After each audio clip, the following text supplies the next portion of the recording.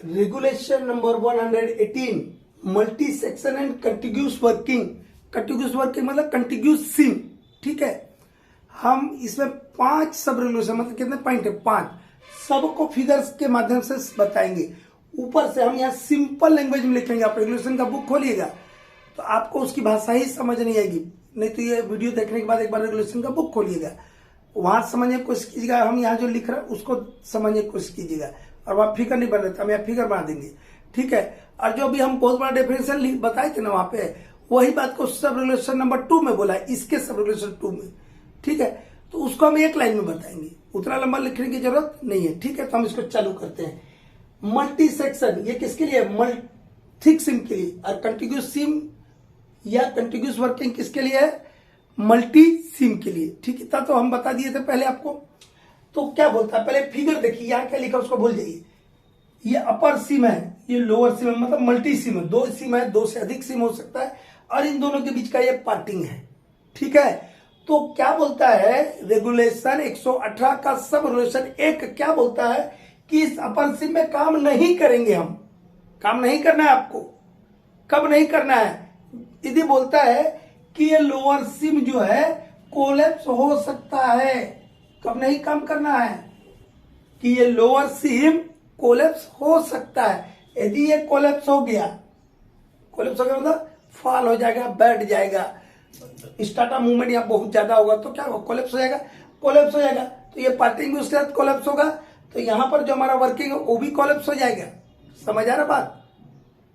इसलिए क्या बोलता है कि वो अपर सिम में आपको काम नहीं करना है यदि लोअर सिम कोलैप्स हो सकता है। दूसरी कंडीशन अब इधर देखिए, ये अपर सेक्शन है और लोअर सेक्शन, ये थिक सिम के लिए बताया था हम डेफिनेशन में, वो वाला वीडियो देखिएगा। कंटिन्यूस सिम और मल्टी सेक्शन वाला जो डेफिनेशन का वीडियो वो देखिएगा। ये अपर सिम और सॉरी ये अपर सेक्शन है, ये लोअर सेक्शन है। इस अपर सेक्शन में आपको काम नहीं करना है बोलते हैं यदि ये लोअर सेक्शन ढह सकता है, कोलैप्स हो सकता है, ढह सकता है। तो ये ढह जाएगा तो ये ढह जाएगा, और ये ढह जाएगा तो ये ढह जाएगा। इसलिए यहाँ काम नहीं करना। देखिए यहाँ यही बात लिखा है, वहां पे बड़ा अटरपटर भाषा में लिखा होगा, हम उसको छोटा सा करके लिखे है।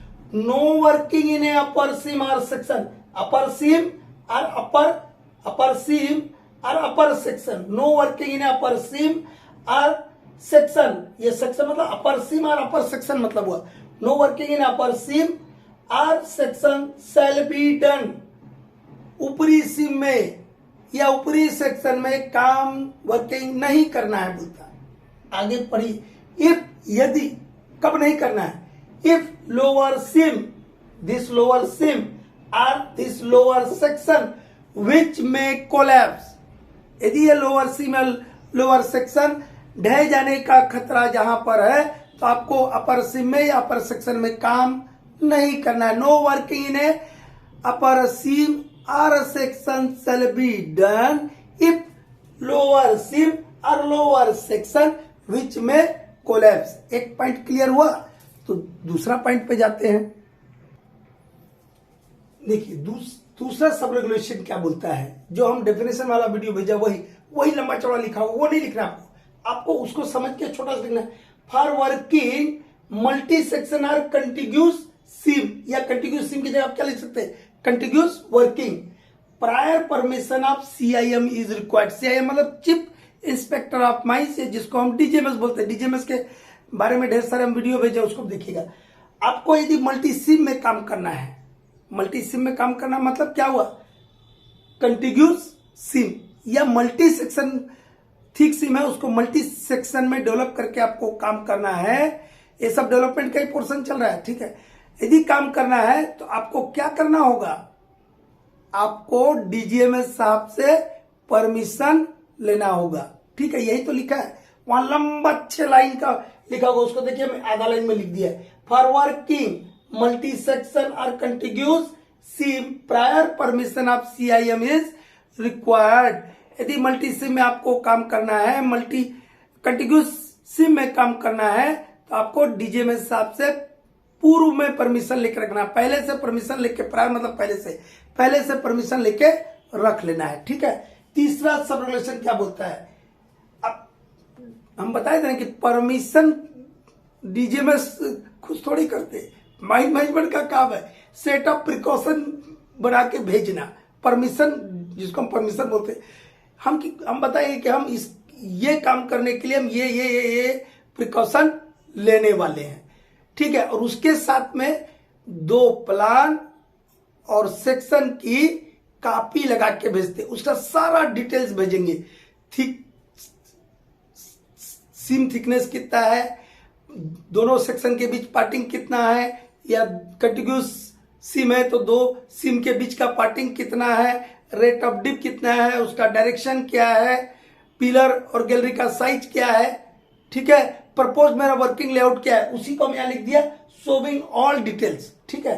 क्या हो गया, application for permission shall be accompanied by 2 copies of plan and section showing all details. All details में क्या बताया हम, प्रपोज लेआउट क्या रहेगा आपका वर्किंग का, रेट ऑफ डीप क्या है, उसका डायरेक्शन क्या है, साइज ऑफ पिलर गैलरी क्या है, सीम थिकनेस कितना है, पार्टिंग कितना है, ठीक है। ये सब डिटेल्स में रहेगा, वो लिखना होगा आपको, वो स्टार्टिंग में लिखते हैं आप।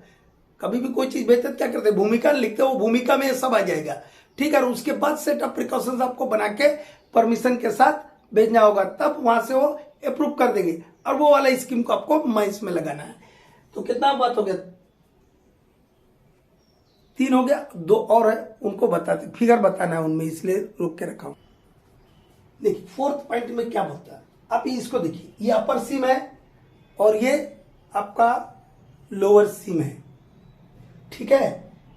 इस लोअर सीम में जो पिलर आप बना रहे हैं, जो गैलरी बना रहे हैं, वो इस अपर सीम के गैलरीज और पिलर के एकदम ऊपर नीचे रहेंगे, पिलर के नीचे पिलर और गैलरी के नीचे गैलरी, इसको बोलते हैं वर्टिकली सुपर इम्पोजिशन। देखिए यहां वर्ड लिखा है वर्टिकली सुपर इम्पोज्ड, मतलब वर्टिकली सुपर इम्पोजिशन में रहेंगे, मतलब लोअर सिम के जो पिलर है, लोअर सिम का जो पिलर है उसके ऊपर अपर सिम का भी पिलर रहेगा, लोअर सिम की जो गैलरी है उसके ऊपर उस अपर सिम का भी गैलरी रहेगा, मतलब गैलरी के नीचे गैलरी और पिलर के नीचे पिलर रहेगा दोनों सिम में, या सेक्शन है तो दोनों सेक्शन में, इसी को बोलते हैं सुपर इम्पोजिशन। लेकिन कब नहीं करना वो आगे बताएंगे। क्या लिखा देखिए, pillars and galleries shall be vertically super imposed, ये हम सिंपल भाषा में लिखा रहे, रेगुलेशन भाषा में, उसमें आपको समझ ही नहीं आएगा।